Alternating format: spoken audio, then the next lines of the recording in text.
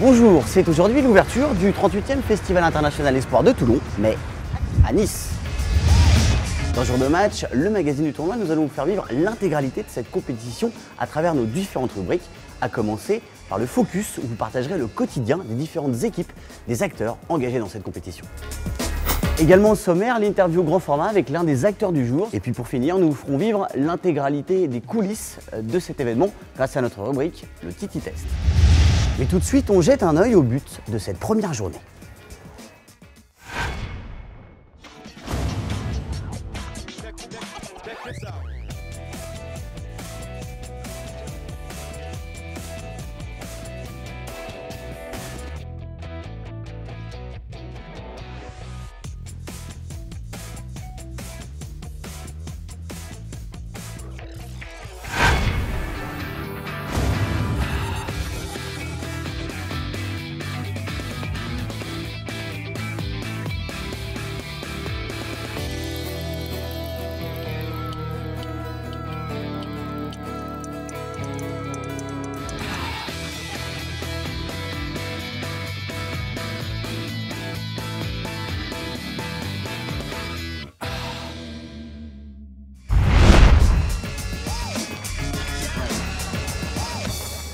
Après les buts de cette première journée, on se retrouve toujours au Stade du Ré, puisque c'est dans l'antre de l'OGC Nice que se jouent les deux premières rencontres du festival.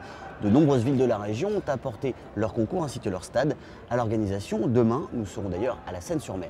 Mais revenons à Toulon, où nous avons suivi l'équipe de Colombie avant son entrée dans la compétition. Un groupe jeune et prometteur qui bénéficie en prime du soutien d'un habitué du Stade du Ré. C'est notre focus du jour.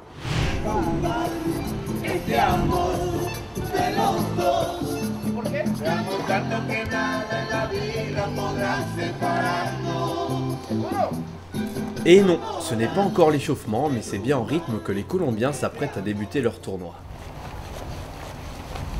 Un tournoi qu'ils ont déjà remporté à 2 reprises, en 99 et 2000, mais dont ils se sont absentés depuis 4 ans. Alors, pour un retour qui coïncide avec sa 10e participation, la Colombie aimerait bien renouer avec ses succès passés. Bueno, creo jugar bien, hacer las cosas de la mejor manera, aportarle a la selección, quedar campeones, sacar nuestro país siempre en alto, dejar buena representación acá y sacar todo esto adelante. Edwin Cardona, 19 printemps, profession buteur, un pur produit de la formation sud-américaine, à l'image du reste de l'équipe. Leurs atouts? Technicité, vivacité, jeunesse. Les joueurs comptent une année de moins que la plupart de leurs rivaux, ce qui pourrait aussi s'avérer être une faiblesse. Alors, le soutien et l'expérience de David Ospina, titulaire chez les A et partenaire d'entraînement, n'est pas de trop. Sí, porque Toulon el torneo de Toulon es un torneo importante. Lastimosamente nunca lo pude jugar. Y bueno, ahora que tengo la oportunidad de verlo y estar en la selección, hacerle fuerza a la selección. David Ospina, le portier de l'OGC Nice cette saison, gardien des buts du Stade du Ré, un stade que ses jeunes compatriotes retrouvent pour leur match d'ouverture face à la France. Un joli clin d'œil. Sí, muy contento de que jueguen en nuestra casa, en Niza. Y bueno, lo más importante es que la selección saque sus 3 primeros puntos. Les Français sont donc prévenus. Les troupes du professeur Eduardo Lara joueront demain un peu à domicile. Et la Colombie à l'honneur, puisque je suis avec le sélectionneur de l'équipe nationale de Colombie, monsieur Eduardo Lara. Bonjour monsieur Lara. Buenos días. Buenos días, ¿cómo están ustedes? Alors, vous qu'on surnomme El Professeur, ça faisait depuis 2006 que vous n'êtes pas venu au tournoi de Toulon. Qu'est-ce que ça vous fait de retrouver le tournoi après 4 ans d'absence? Es un gran torneo para nosotros. Colombia ya ha tenido la oportunidad de ser campeón del torneo.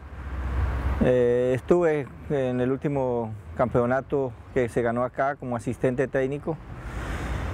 Y es una excelente preparación. Nosotros el próximo año, el 2011, tenemos en Colombia el Mundial Sub-20 y este grupo lo empezamos a preparar justamente para ese evento mundialista.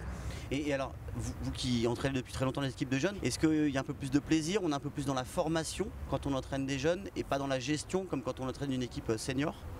Esto que yo hago es un trabajo muy lindo, es una vocación que yo llevo. del cual me siento muy orgulloso de lo que he logrado, de lo que he conseguido para mi país. Hemos ido ya a 5 mundiales y eso nos fortalece, nos orgullece.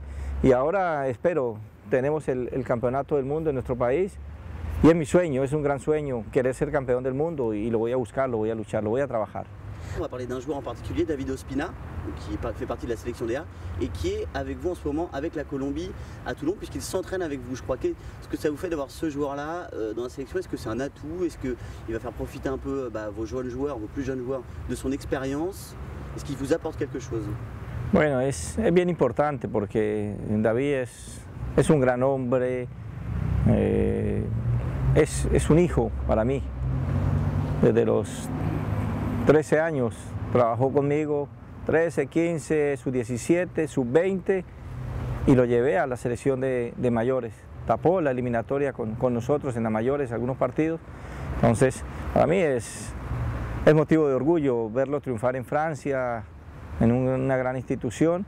Y hoy que nos esté acompañando sirve de motivación para los otros arqueros porque está muy cerca el caso de Mosquera, nuestro arquero, de ver un espejo que puede ser una realidad para él si hace un buen torneo, puede llegar al fútbol de Europa. Entonces es bien motivante, bien reconfortante tener un hombre de las cualidades y de la capacidad de David Ospina con nosotros acá ahora. Dernière question, après je vous laisse repartir, Eduardo. Je sais que les entraîneurs sont un peu superstitieux. On va vous demander de vous mouiller un petit peu quand même.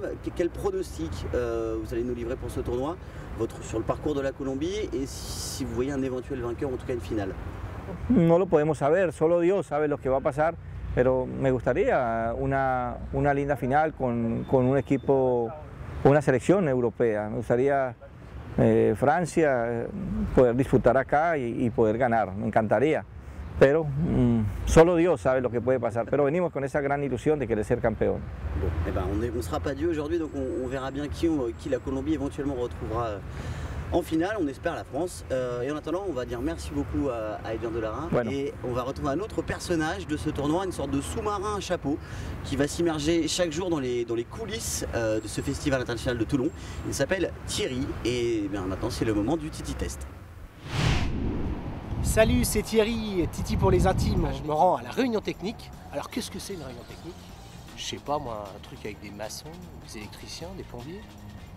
Enfin en tout cas, je me rends à la réunion technique et c'est ce que j'ai testé pour vous. Je présente Maurice Révélo. À côté de moi, ce sont eux qui font le tournoi avec vous. Au fond de la salle, nous avons d'autres amis.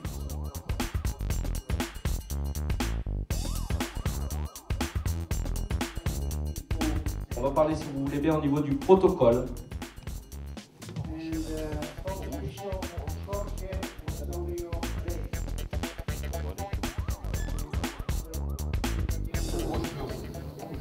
Moi j'ai qu'une tenue.